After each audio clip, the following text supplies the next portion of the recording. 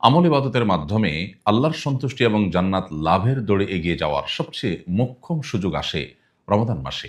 রমাদান মাসকে আমল এবং ইবাদতের ভরা বসন্ত বলা চলে। আমাদের সমাজের বেশিরভাগ মানুষের কাছে রমাদান মাস মানেই রোজা, তারাবি এবং সাহরি ইফতার। এই চারটি আমলের মধ্যেই রমাদানকে আমরা সচরাচর সীমাবদ্ধ করে থাকি। অথচ কোরআন এবং হাদিসের দিকে তাকালে আমরা দেখতে পাই প্রিয়নবী সাল্লাল্লাহু আলাইহি ওয়াসাল্লাম বরকতময় এই মাস জুড়ে রকমারি আমলের পসরা সাজাতেন। নবী করিম সাল্লাল্লাহু আলাইহি সাল্লাম যে সমস্ত আমলগুলো রমাদানে করতে নির্দেশ করেছেন, তিনি নিজে করতেন। আমরা সে সমস্ত আমলগুলোকে ছোট্ট একটি পুস্তিকায় আপনাদের সামনে উপস্থাপন করার চেষ্টা করেছি। আর এজন্য এবারের রমাদান উপলক্ষে আপনাদের জন্য আমাদের নিবেদন হলো মাহে রমজানের ২৭ আমল।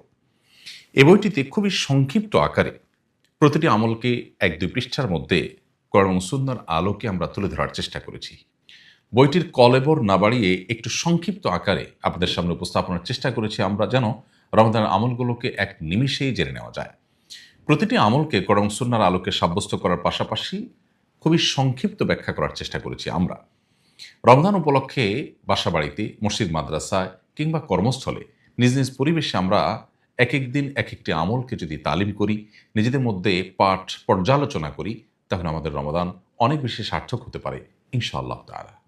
আপনার রমাদানকে অর্থবহ এবং সার্থক করতে মাহে রমজানের সাথে আমল ছাড়াও তারাবির সালাতে কোরআনের বার্তা এবং রমাদান প্ল্যানার আমরা ইতিপূর্বে আপনাদের উপহার দিয়েছিলাম। ২০২৫ উপলক্ষে রমাদান প্ল্যানার এবং তারাবির সালাতে কোরআনের বার্তা এটি সম্পূর্ণ পরিবর্তিত নতুন সংস্করণে আমরা উপস্থাপন করার চেষ্টা করেছি। আল্লাহ রাব্বুল আলামিন আমাদের রমাদানকে আমল এবং ইবাদতের মাধ্যমে মাগফিরাত, নাজাত এবং জান্নাত নিজের করে নেওয়ার মাস হিসাবে কবুল এবং মঞ্জুর করুন।